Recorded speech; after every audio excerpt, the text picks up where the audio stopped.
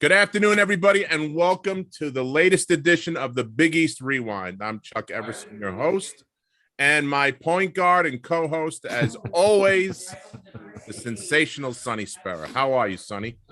I'm good, Chuck. I'm in the land of giants today, baby. I'll do my best. Yeah, you know what? Like we were saying earlier, it's becoming a little bit of a pattern. I do favorite the bigger guys, especially now that the game is kind of taking that post play away from us. I kind of miss that. So I bring all my big brethren with me. Every time we do a show, we seem to have bigger and bigger guys every time we come in. And today's no exception. Yeah. We got two of my guys from the Pitt Panthers are in the building today. Panthers are in the den, baby. Yeah. Right. And at center for the Pitt Panthers was my man. We've traded a lot of elbows in the paint over the years. Keith Armstrong is with us today. And his teammate also in the paint. We hung out a little bit. And afterwards, after playing in the Big East, we played for years in men's leagues and stuff on Long Island. My good buddy, Andre Williams, is here with us today. So thanks for coming on, guys. It's a pleasure. Thanks for having us. Definitely a pleasure. Sonny gets a little nervous when he gets around all these big guys, Keith. So And I got to ask you, now that we're here all together, where the heck are you? What are you, like in a space shot or something? What are we doing with the background? I think this is something that my youngest son, I got a 13-year-old, so he was experimenting on the laptop, and this is what he gave me. So listen, Sonny breaks my chops every show about my background. That's the first time I've said anything about anybody else's background. Listen, you guys are not in competition with the greatest shrine in the Big East, right there. Chuck. I'm looking at it, Chuck. I see you, baby. I see you. Listen, I had nowhere to put the stuff. I threw it up in my garage. That's all right. Sonny does okay, believe me when I tell you. You play the fiddle, man. You deserve it. Okay, so let's. I had nowhere to put it. So let's jump into this, guys. So talk to me about your recruitment from high school. I know, Keith, you were from Michigan, and Dre, you were a Brooklyn guy. So talk to me how you went from Michigan and Brooklyn to Pittsburgh. How did you get to Pittsburgh? Keith, you first. Well, I met we all know Seth Greenberg. He's the guy who recruited me to come to Pitt. Yep. And he saw me at 5-star this summer before. And I had a pretty good junior year in high school, and I got a chance to go to 5-star in Coriopolis. And I'm a basketball player, but also a football player. So I got a football background. So you guys know when I was on the court, that's how I attacked it. It was all aggression. It was fast-paced, things like that. So he liked it. And he came by the house, Coach Greenberg, fast talking with the charisma and all that. Dre, your homeboy. But, but he just said that, he was interested in me because he said that I was supposed to be at center for just 1 year, and then move me to power forward, because he talked about Dre. He was thinking about moving him to the 3, and it's going, because Dre had that offensive skill, that ability to be a 3. So that was the whole thing. And I was being recruited in football and basketball. All the Big Ten schools wanted me to play football there. So really? It was just going back. You had scholarship offers for both sports, Keith? Yeah, I did. And the thing about it was, I was very good at football, but I love basketball. So it was a no-brainer. And plus, I grew up in Michigan. So when we practiced outside, and because in the middle of November we get snow, it's cold. So that made it an easy decision. I was going to be on that basketball court. But I tell you, Pittsburgh's no joke in the wintertime, though. Yeah, it's the truth. It's the truth. But what made me decide to do it, because it was, like I said, was other schools that I was interested in. I watched North Carolina and Georgetown in the national championship. And Pitt was the only Big East. They told me my freshman year was going to be our first year in the Big East. And I wanted to play. If I couldn't play, and I can say this now, and if you ask me to repeat it, it's recorded, but if I was going to play, if I couldn't play for Georgetown, then I wanted to play against them. And Pitt was the only biggest Big East school that recruited me. So after that, after that championship game, as a matter of fact, I was in another coach's home watching the game. And I made the decision to go to Pitt. And plus that guy, Andre, he was one of the guys on my visit, We didn't do too much, but Chuck, Andre had that charisma. Yeah. Just a little bit. That's how I decided to go to Pitt. So let me ask you then. So getting back to the football thing, because that kind of fascinates me because, you, Andre, Hawkins, Mike Graham at some point all played that same style of game where you could tell you had a little football background and experience. You always stayed low, where that's where their strength comes from in football and in basketball. And you were able to use your body to your advantage. So what were some of the teams that recruited you for football? And did Pitt talk to you about playing football as well? Well, let's see. I said earlier, the Big Ten schools, maybe 6 of them recruited me heavily. Bo Schembechler definitely wanted me to come. Mm-hmm. And, stay home. He used to send a coach. He used to send a coach by my house all the time. I went to all the home games in Michigan, and I was watching. When especially this is a Syracuse reference. I was used to a big crowd because I was looking at every Saturday home game in Michigan, 100,000. So the reverberation and everything, I was used to that, But the Big Ten schools mostly because I was a defensive end and tight end, and they're very, very aggressive guy, And I think when I was at Pitt, Coach Foge Fazio, I was a junior. He went and recruited. He recruited one of my younger teammates at my high school, and his name was Eric Ball. He ended up going to UCLA, and saw old tapes of me. He knew I was all-state, Adidas All-American in football, but he saw old film on me when he was going to recruit Eric. And he came back after the recruiting trip, and he was like, look, what can I do to talk you into playing? And, and he did that for 2 years. And I was like, no, because I love basketball. It's just what it was. And a lot of people didn't know that. The football players knew because the ones who were my friends, he would always go through them like, listen, is he ready to do it yet? So I ended up, it got to the point where after college, I was going to be drafted by the Bengals, but I ended up going there free agent.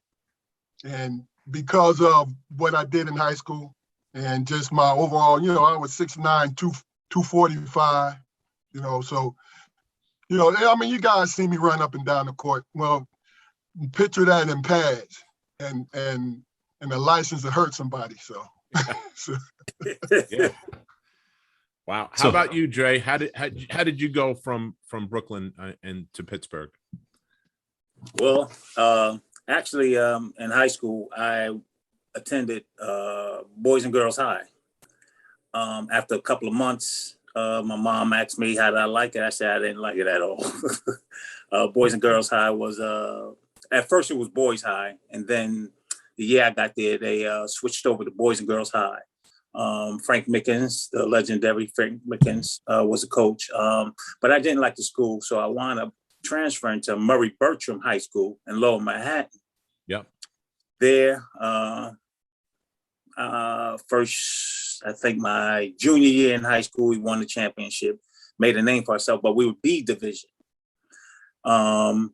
We had size in the B division, 6'8", 6'8", 6'7", 6'5", 6'5", 6'6". So you normally don't see that kind of size in high school at a B division level. We had 4 guys to go to D1. Myself, guy John Coleman, Stan Morse. They both went to Lafayette High School. Frank Vasquez went to LIU, but he played baseball. And we also had a running back on our team called Dennis Blygen. He played for the Jets. So we had a pretty good team. Playing in high school, got recruited by Seth Greenberg, got recruited by a couple of Big East teams at the time, Connecticut, Boston College, Syracuse. Who else? A couple of others at the time. And, you know, a couple of schools on the East Coast, but, and of course, Seth Greenberg was the one who was recruiting me, and he recruited me to play a 3. So I made the choice. It came down to Syracuse and Pitt. I visited Syracuse. It was okay, but to me, it was New York. It was New York. So I decided, you know, speaking with my mom, I chose Pitt because when I went on a visit, it was so laid back. And I didn't need a place where, I didn't need a place like New York. I needed a place where I know I was comfortable within myself and a place where I can grow as a person, not only as a basketball player, but as a person. So Seth Greenberg came, he recruited me. He had me playing the 3, possibly the 4, but he had me playing the 3. And Seth, how should I say, in his head, he actually had me playing the 2 and 3. The only reason he had me playing the 2 and the 2 was because I can pass out of the post or from off the wing. So, yeah. And, you know, and I can shoot from outside. So I was thin. I was 6'8". When I got to school, I was 6'8", 170 going to Pitt. But my first year, as things move on, I kind of beat out the center at the time, who was Steve Beatty.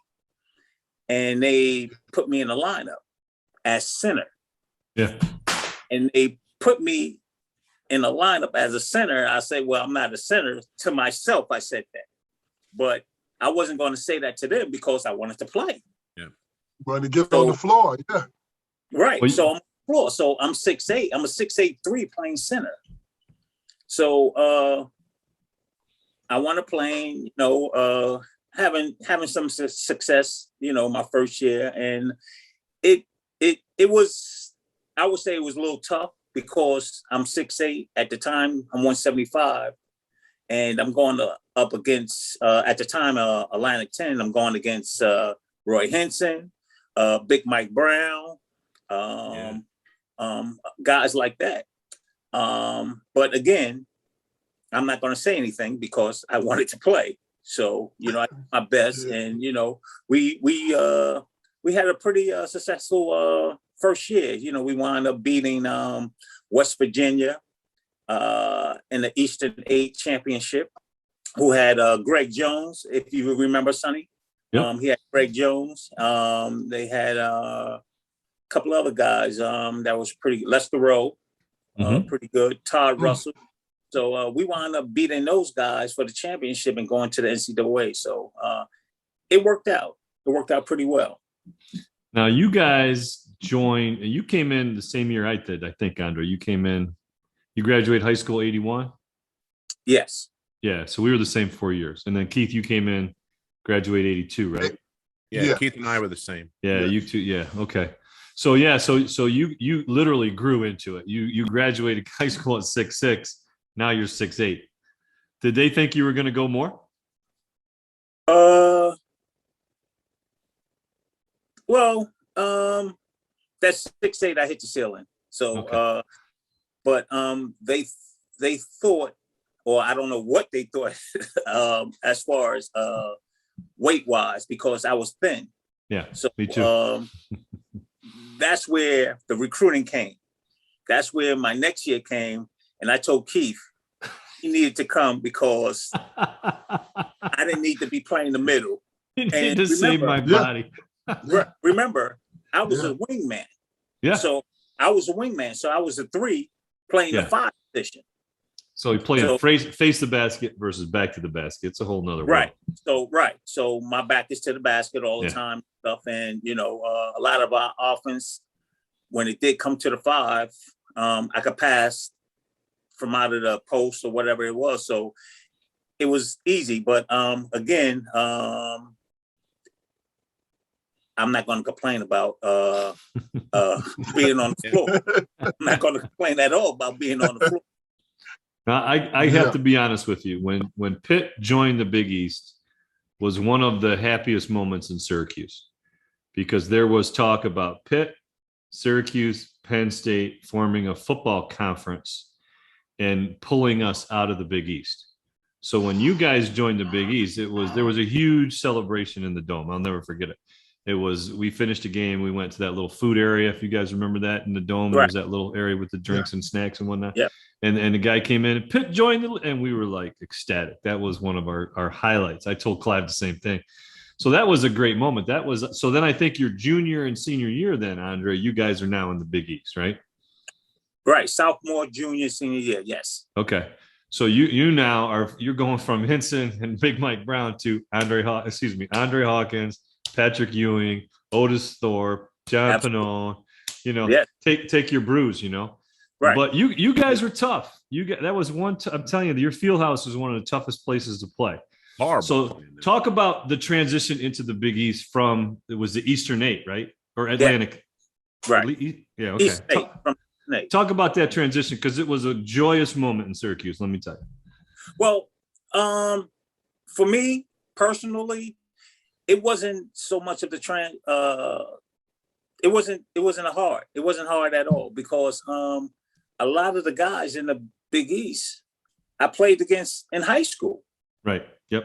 So you see familiar faces, you just have to adjust to your game, because those guys are growing bigger and stronger, just like you. You're growing bigger and stronger. So you see these guys all the time, and you just try to think of a playground situations. What would you do on the playground situation? How would you handle it? It was a great move, because now more of my family had an opportunity to see us play. Yeah. Let me ask you this, because you said boys and girls high. Did you cross paths with Pearl in high school? Yes, because Pearl actually went to Norman Thomas High School, and Bertram and Norman Thomas were big rivalries in that class, in the B division class. Pearl transferred. He went to boys and girls high. I transferred out of boys and girls high, but I was a year older, and I went to Murray Bertram High School. Gotcha. Yeah, Pearl went into boys and girls as a sophomore, I think, right? Yes. Yeah, that's what I thought. Okay. Yeah. All right. So Keith, talk about how did you feel the transition was when you came in your first year, you were sold on you were going to be playing in the Big East, right? Yeah. Yeah. I mean, like I said before, that was one of the main reasons. You know what I mean? I think, there's people in our generation. I just from my football background and just coming from, and the thing about it is, we always went back and forth with Dre and them, New York City basketball and all of that, right? But where I'm from, Michigan, Detroit, that area right there, we got some ballers too, So what I'm to speak on that is fearless. When you go out there to play and you playing against somebody great. Oh man, that your game because as a matter of fact, the fact that we got to play in because my freshman year was the first year we were in, or the second year we was in for the Big East tournament, Madison Square Garden. Madison Square Garden. You know what I mean? Yep. As soon as you step on that floor, that energy, man. Hey, look, I didn't believe it until I stepped on that floor. That's a magical place. It really Isn't that true? is. That's the truth. Yeah, because I'll tell you what, your teammate, Eric Sandifer. Yep. Eric Sandifer was the legend where we came from. Ann Arbor. Yep. When you guys was in an NIT, we were cheering for you guys. You know what I mean? So, look, and I'm gonna tell you a funny story about it is, look, well, I'll say Villanova for later because Villanova, they just a special place for me. But Syracuse, when we played against you guys the first time, and Dre, you remember this. I think it was 24,000. That's a small crowd. It was 24,000 up there. And it was on television. I think it might have been maybe, because you think about it, Big East, we were on everywhere. TNT, USA, TBS, we were everywhere. And we played you guys. And I remember it was 24,000. When we were warming up and we were the new kids in the bar. You remember that, Dre? Where everybody surrounded the court. And there was those big speakers, the big gigantic speakers of music. Oh my God, I was so hyped up. That was just crazy. And I didn't play a lot my freshman year, but I got in that game. And I witnessed Red Bruin with one of the crazy, it was just a simple dunk. But the thing about it is, watching him look down into the rim when he dunked it, and we're coming back on a fast break. And it was funny. Eric was going up for a layup, and I'm hustling back, and I knew it was him. And I said, I'm going to get some points if I pin against the backboard, right? And he laid it up, and I missed it. And I hit the back, I slammed it, bam, hit the backboard, right? He looked at me, he said, come on, man. That's all he said. No, he would never say that. Yeah, Eric's not that kind of guy. He was a shy guy. One of my probably greatest memories at Syracuse was probably not playing, but having a conversation with Coach Malone. Brendan Moses. He recruited me. He's great. And every time he would see me, he would grab me and say, "You know, you're wearing the wrong colors. You know, because it came down to Syracuse and Pitt. Honestly, it really did. And I mean, all of my teammates in high school thought I was going to Syracuse, but it was just that. I guess that New York, you just had to make your own way. Yeah, Coach Boeheim had a pretty good connection down there. Clive Vaughn, I think, said the same thing. It came down to Syracuse and Pitt as well. He did. Right. Yeah. He did. Now, you and Clive were not the same position, though, right, Andre? Actually, we were the 3-4. But of course, Clyde, was known to, if there was a 3-point shot back in the Big East, he probably would have broken every 3-point record in there. I don't care what anybody says. No doubt. He would have broke some 3-point records, but when you're competitive, why not have 2 threes out there on the same floor? Because I'm 6'8" and Clyde is 6'4", 6'5". Right. Yeah. So you are the prototypical. I thought he was bigger because when I was recruited and Seth came to my house, he had this paraphernalia. It had, and I was telling Keith this the other day.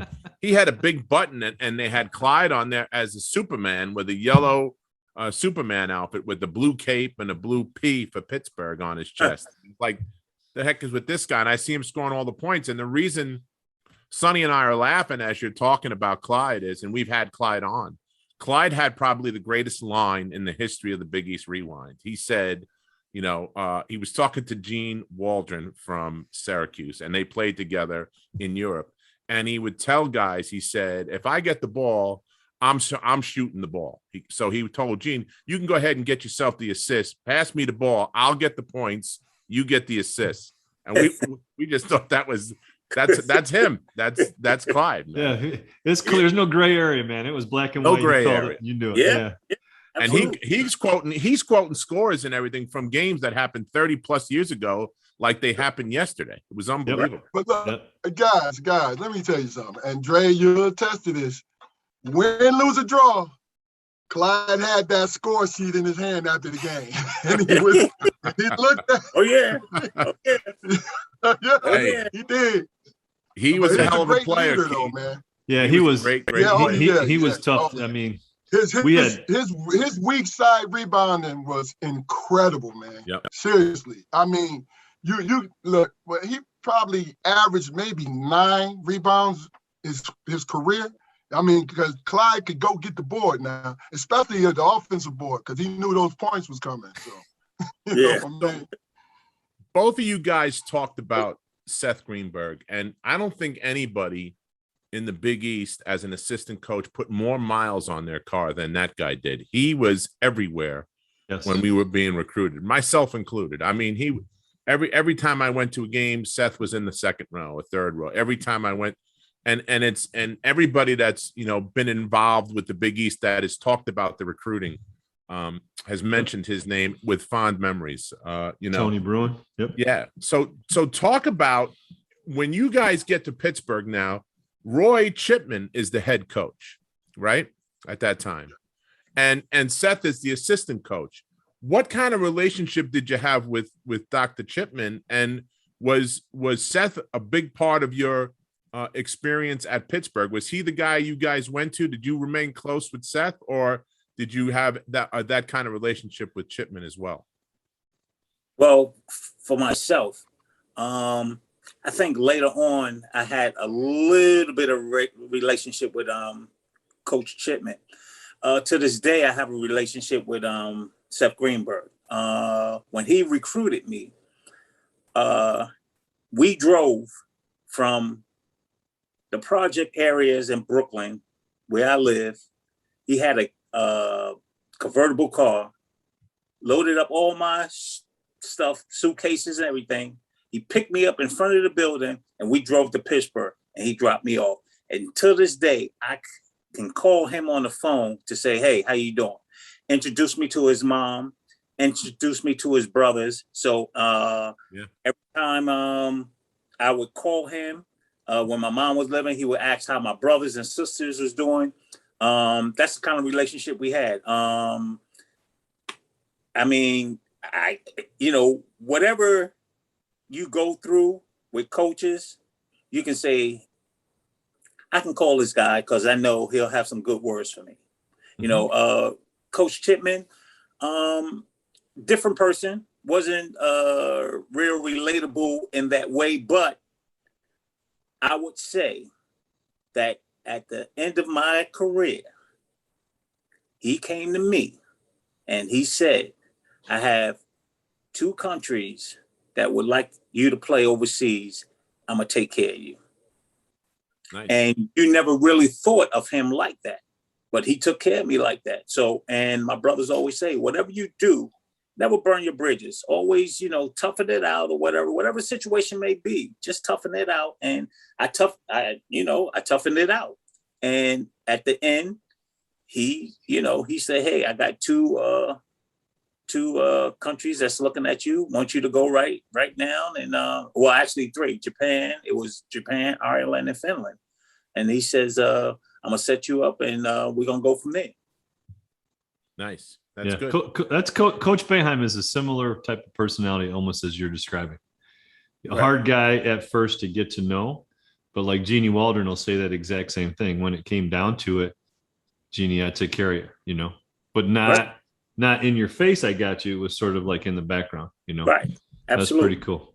Keith, what was your experiences with Coach Greenberg and Coach Chipman? Okay, let me just start off by saying that I really enjoyed how you approached that answer about Coach Chipman, Andre. That was very good, very good. I'll start with Coach Greenberg. I gotta echo what Andre said because see, the thing about it is, we still have a relationship to this day. Now, you think about the different places that he coached, and what I would do, maybe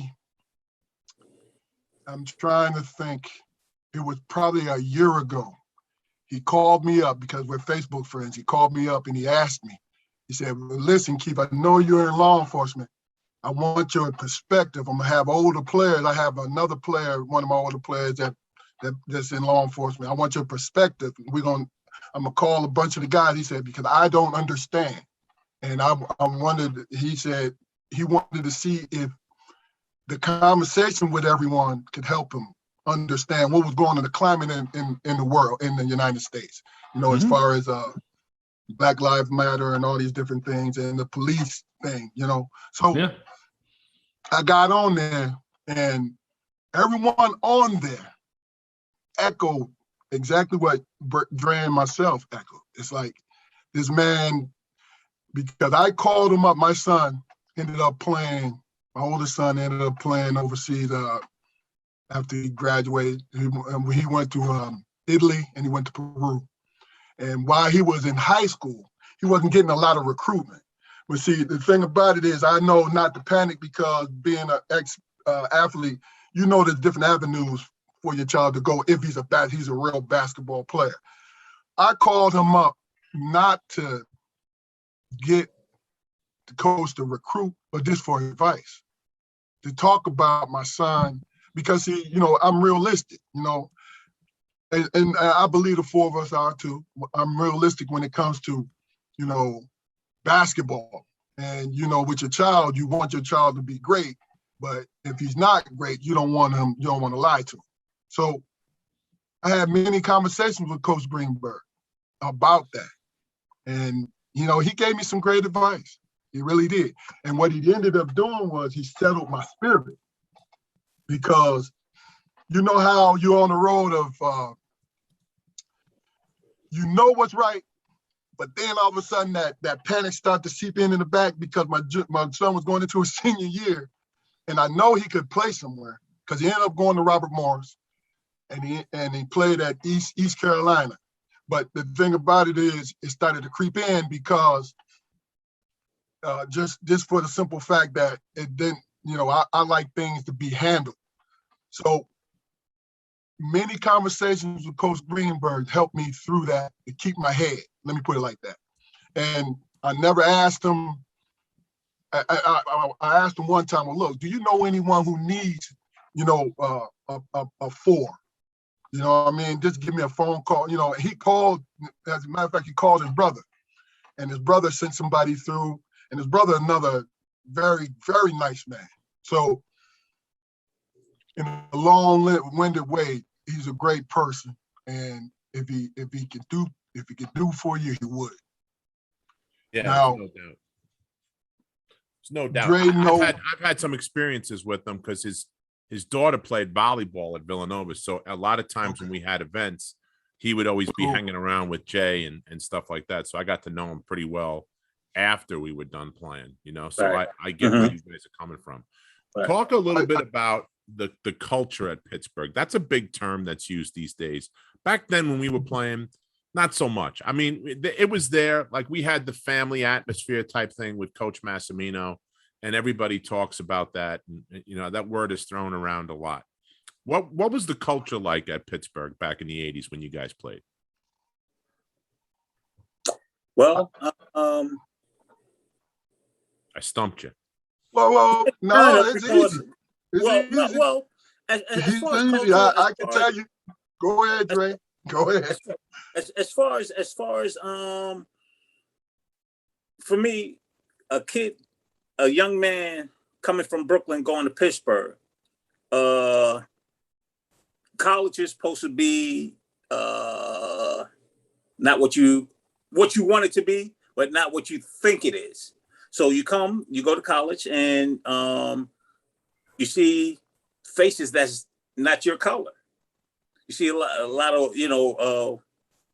of white Americans. You see a few Black Americans, and sometimes you say, "Why is this?" And then you see a section of whites hanging with whites and Blacks hanging with Blacks. Yeah. For me, it didn't matter because I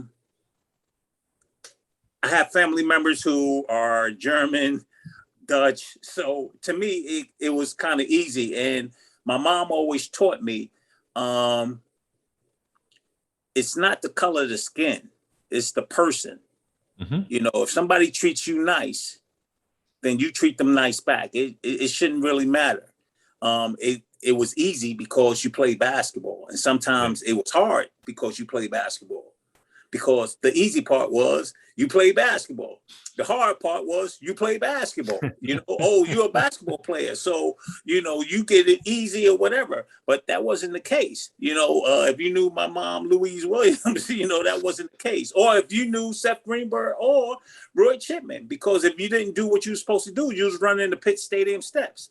So culturally, I have friends that were white and black at the University of Pittsburgh. You know, to me, you know, it really didn't matter because as Keith will probably tell you, you know, I'm just a people's person.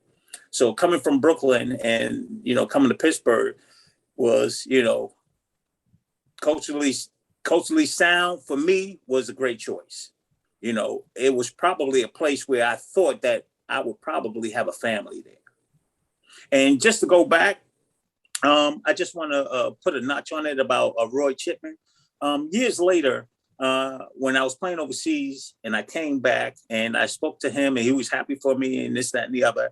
And a couple of years past that, I spoke to one assistant coaches, Reggie Warford, and he spoke to me and said, Coach Chipman had cancer. He passed away of cancer.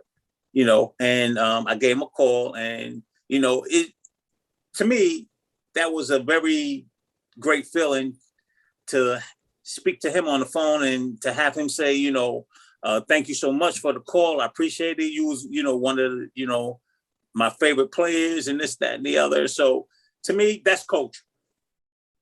That's culture to go back and be able to, you know, mend that situation for the many years, you know, and say, hey, we can have a relationship. So, and my daughter goes to Hartwick College, where Roy Chipman was the athletic director. Oh, wow. At college. Oneonta, New York. Yes. Right in my backyard. Right. So that's where she goes to Hartwick College, right? Oh, that's great. Hey, she needs anything, let me know. Oh, absolutely. So, Keith, how about yourself? Talk about that culture.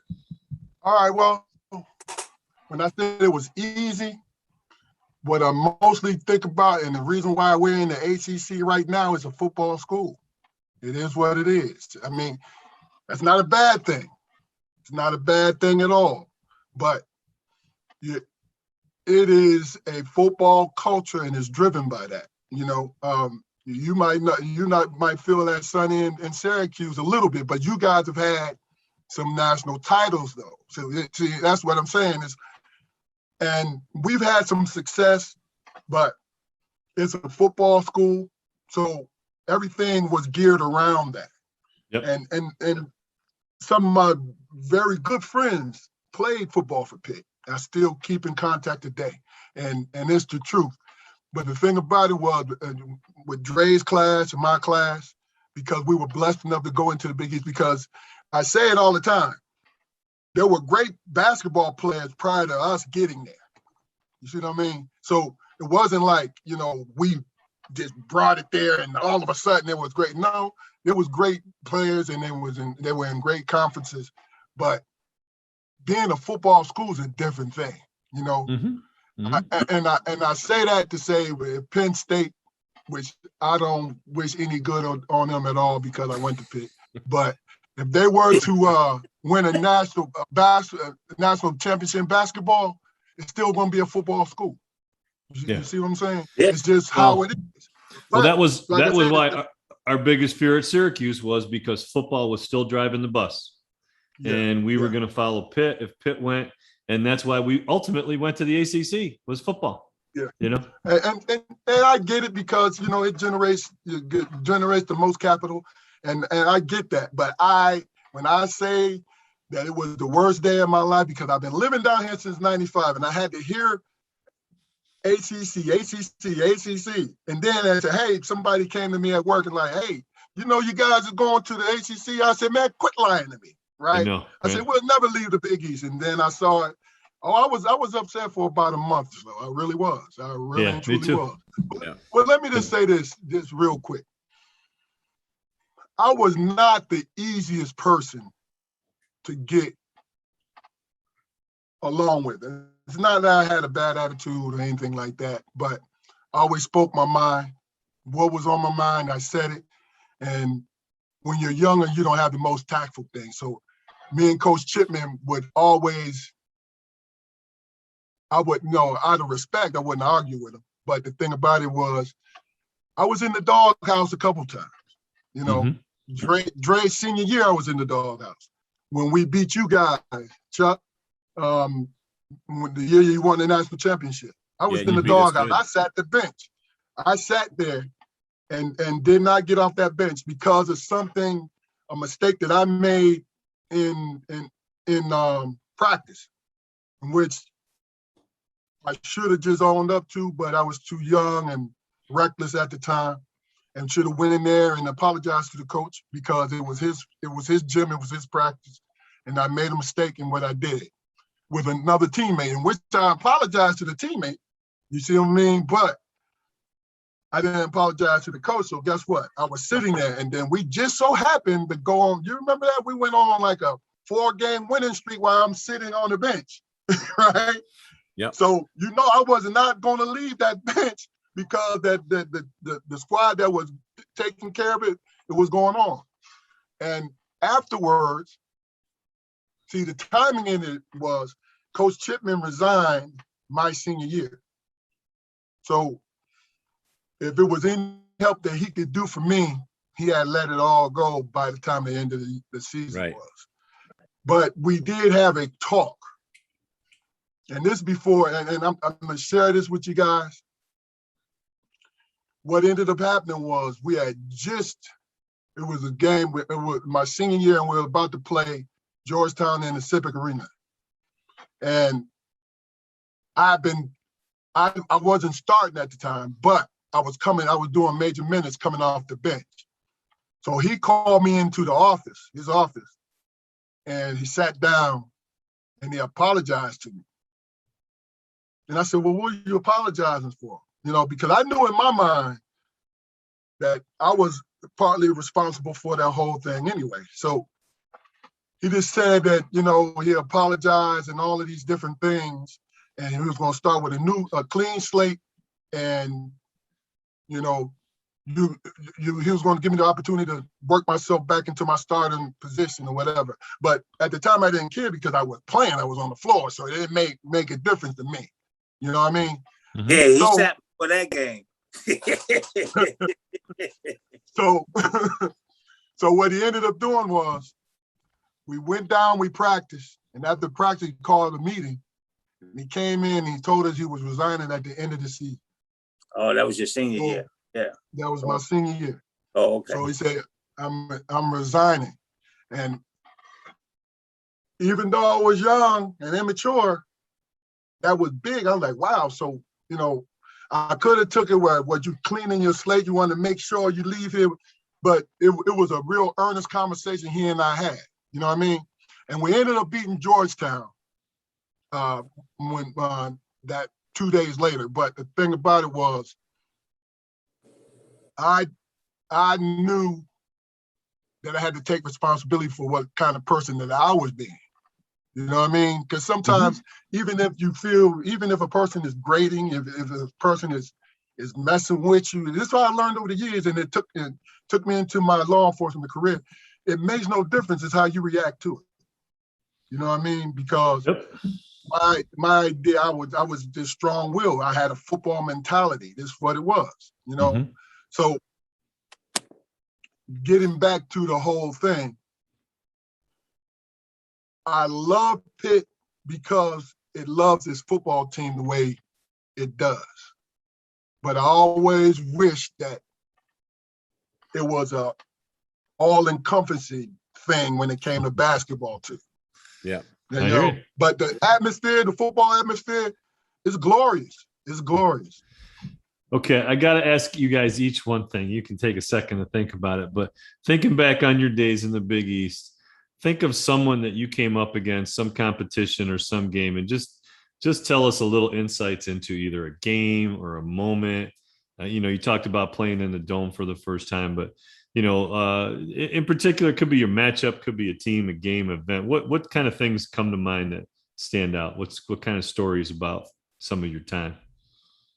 You want to start, Dre? Of course, with St. John's. I had probably my best games against St. John's. Sophomore year, St. John's were playing. David Russell, Billy Good, Kevin Williams, Mike Moses. Keep going. That front Chris line. Mullen, They Winnington. were actually ranked. Right, Chuck? They were probably ranked like 5th in the country or 2 or 3 in the country, and all these guys are on the court. So we're playing, and before the game, you had Big Jeff Allen and Winnington. I'm the center. I'm sitting. I'm the center. So he comes up to me. So coach comes up to me. We're in the locker room. I can see it as it is today. I come out the locker room. I'm walking towards upstairs, me and him, and he said, "Listen." And that's the one and only time he has said this to me out of my years. He said, "Listen, go in there. You can shoot it right over them." So to me, I didn't think he really recognized that I could shoot that well. But he said, "Look, you get in there, you just shoot it right over them. Don't worry about them blocking your shot or whatever. Just go in there and, play a game. I think you can, outscore them." Man, listen, Sonny, I got in that game. Green light. That's what it was. It was all green light. Yeah, man. Then part of the game, you have David Russell. He was hot coming into this game. I mean, he had a couple of games, he was just coming hot. He couldn't hit the side of a barn if he was standing in it. He had that bad game. Well, I wouldn't say that bad, but it wasn't a David Russell game. Yeah. And then as the game goes on, I'm not a talker. I keep my mouth shut. David Russell was talking, and he was talking smack to Roosevelt Kirby. "Oh, we're going to do this, and we're going to, and I was like, "Yo, man, and F you be quiet," and whatever. So I was like, "Okay, let me just back up." I just lit it up. That game, I lit it up. Me and Clyde went for 24. I think I went for 24 that game. So I just can remember, guys trash talking and me just looking like, okay, just keep your mouth shut because I don't play well if I trash talk. So I went up there and we just lit them up. I love it. How about you, Keith?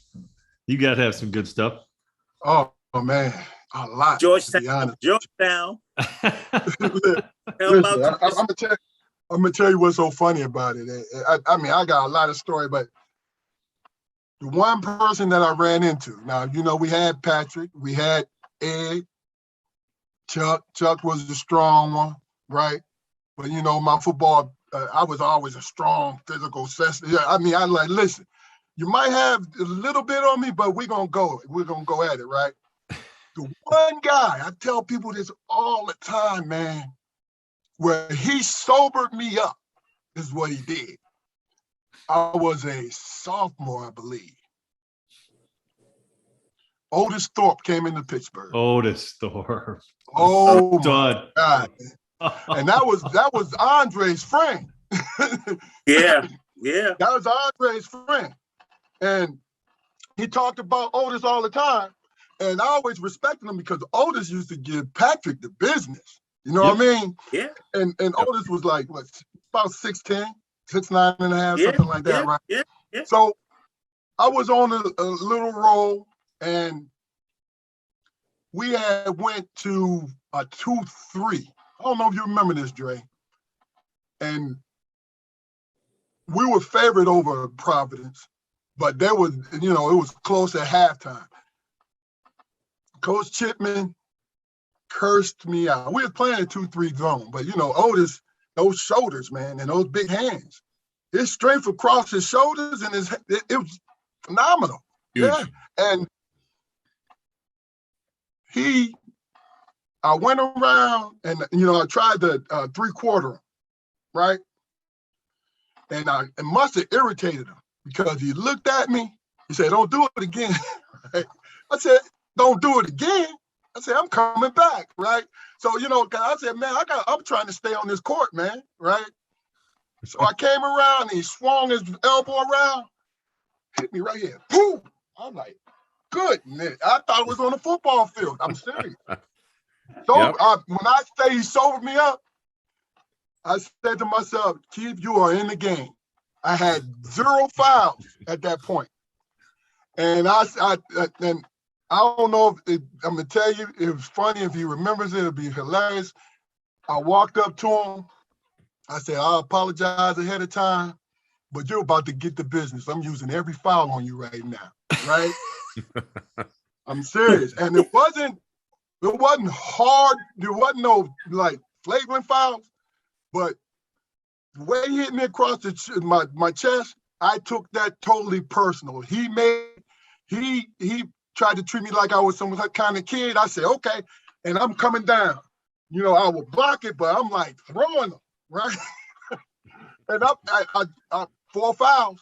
That was it. But by the 4th foul, he had slowed up. He didn't quit. But as far as when I came to play defense on him, he's like, "All right." You know what I mean? Because but when I tell people that all those great guys in the Big East, that man right there, he made me understand what it meant to be against a grown man. Seriously. Well, yeah. Oh, yeah. I give him all this. And look, and I was always an Ed Pinkney fan, always a Patrick Ewing fan. I'm going to tell you, it was one I like, and Ed was Andre's friend. Andre was telling the truth. Andre knew everybody, and everybody loved Andre. You know what I mean?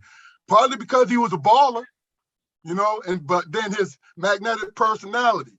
But see, we always seen like Andre was mad all the time when he was around us, though. but that was all right. I was never mad. I was never mad. I got Sonny, real quick. I got one story. Sure. Go ahead. Against Villanova. All right. Love to hear some. Me and Ed always spoke. So, we always go back and forth, and when we played Villanova before they won a championship, we played on NBC. It was game of the week. Ed was coming to town, call Ed, how you doing, this and that. And, Ed wasn't a trash talker, but he would throw them little slides in there, right? He would throw those little slides in there like, "Yeah, okay, yeah, we're going to get y'all tomorrow," or something slick, he would say. So I wouldn't say anything. So we played Villanova at the field house, and we're up by 20. A lot. Yeah, you guys were crushing. We're up by 20 at half. Yep. Yeah. We go up by 30 on national TV, right? To this day, Villanova thanks us for winning the national championship. You just took the words out of my mouth, Dre. I was just about to say thank you. Right. I called Ed after the game. He said, after the game, we went straight to the field house and we had practice till 2 or 3 o'clock in the morning. That's right. After that game, they went on a roll. Them and Boston College, when it came down to them playing us in the at Madison Square Garden, they were fighting that, no, we want them. We want Pitt. We want Pitt. No, we want Pitt. Yeah. And Villanova thanked us for winning the national championship. It's funny in that game that you're speaking about, the first 5, actually the first 7, he told everybody in the locker room when we came in at halftime, he was fired up. He said, "You get exactly 2 minutes to play. If you don't want to play, that's fine. everybody's coming out and I'm putting the second team in. You will not get back in this game. And that's exactly what happened. He took the first 7 guys out of the game.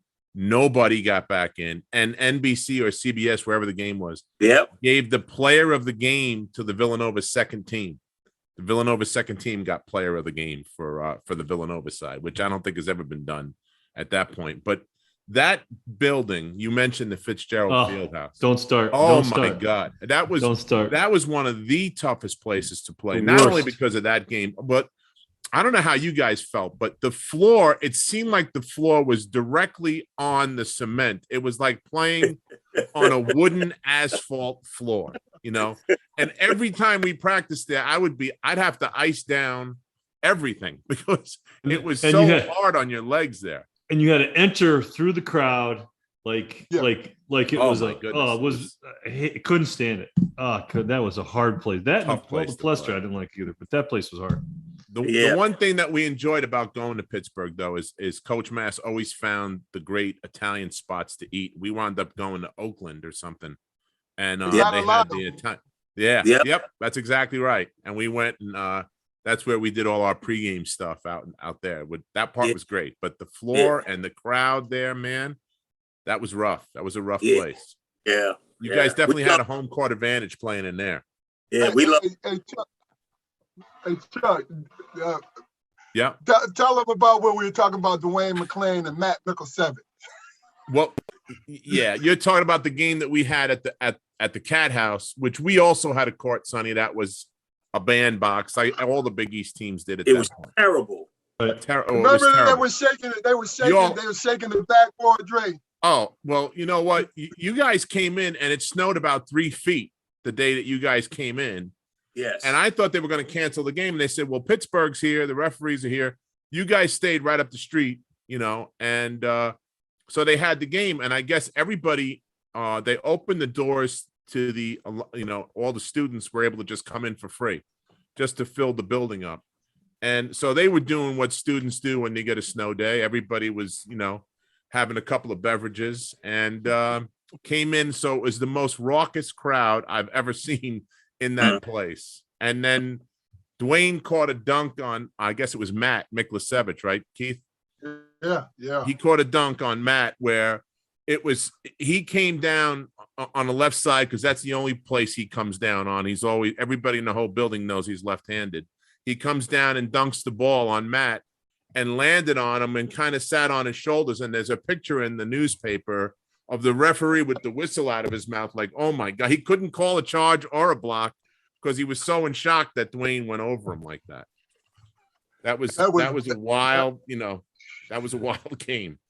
That was the craziest thing I ever seen in my life, man, because Matt is 6'7", a strong 6'7". Yeah. And I'm running back trying to get back. And Matt was good for taking charges. So he stopped. He stood in there. Well, man, oh my.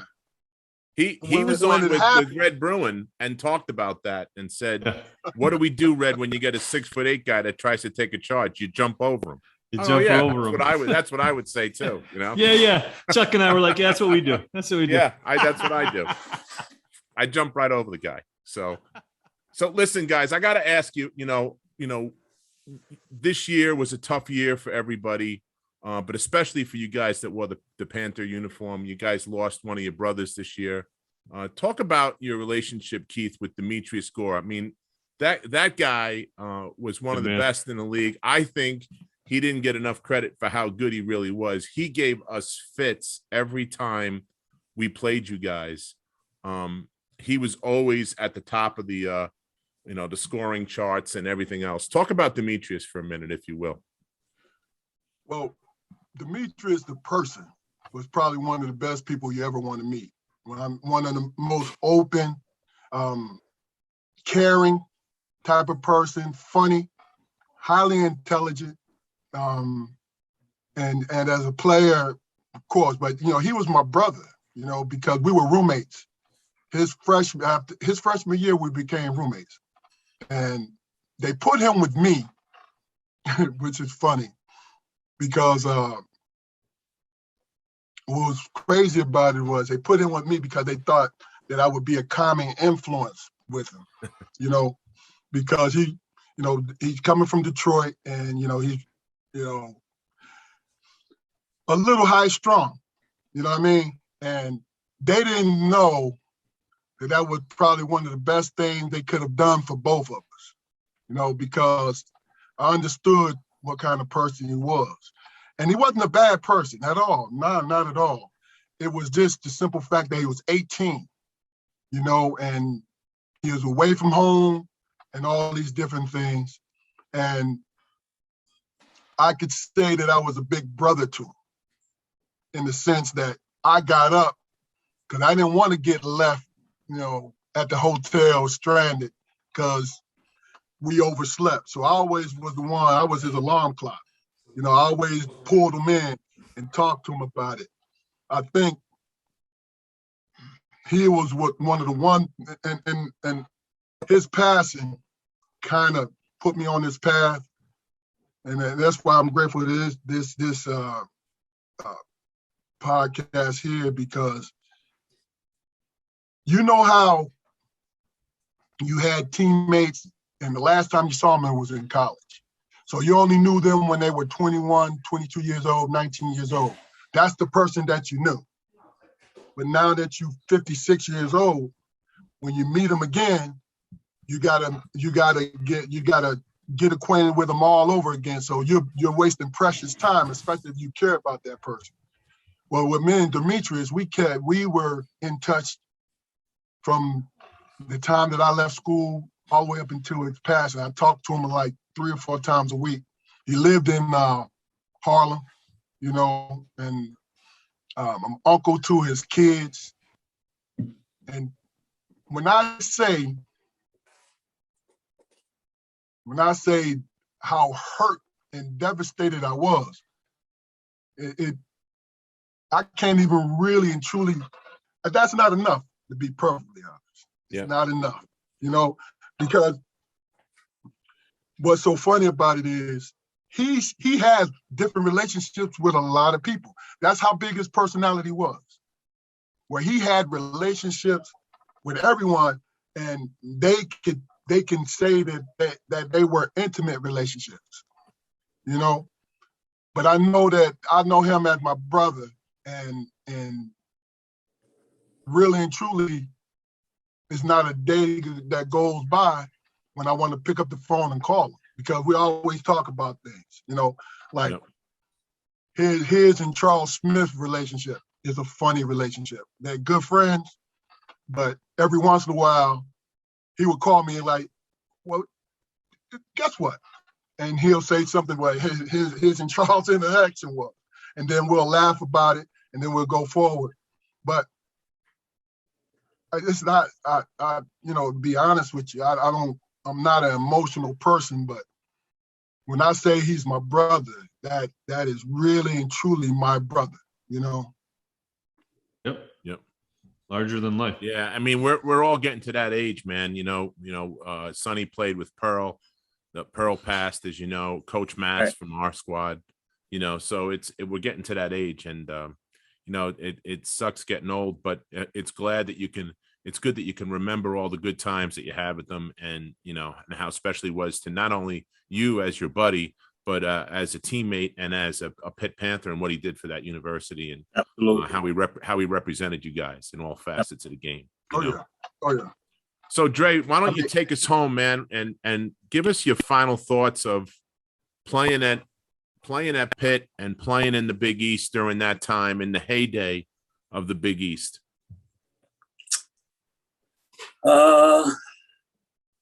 At that time, historical, especially where I grew up at. Especially where I grew up at.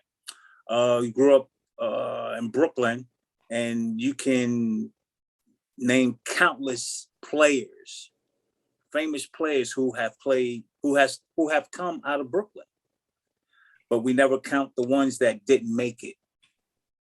And I was fortunate enough to come out of Brooklyn and to play in the legendary Big East Conference. I mean, I see friends today that I haven't seen in a long time, and they'd be like, "Hey, Dre, yeah, yeah, you played at Pitt, right? Yeah, yeah. I remember you guys started that thing at Pitt." And like Keith said, there was players before us. Sam Clancy, Carlton Nevelson, Dwayne Wallace. Sam Clancy was a big dude. Billy Knight. A lot of great players. But as soon as you put Big East in front, now you're gonna say, "Hey, these guys at Pitt started this thing." Yep. Me, it's just historical, it's legendary, and it was just an honor to play there. I was just a piece. I was just that pawn, and I'm just grateful to be in that game.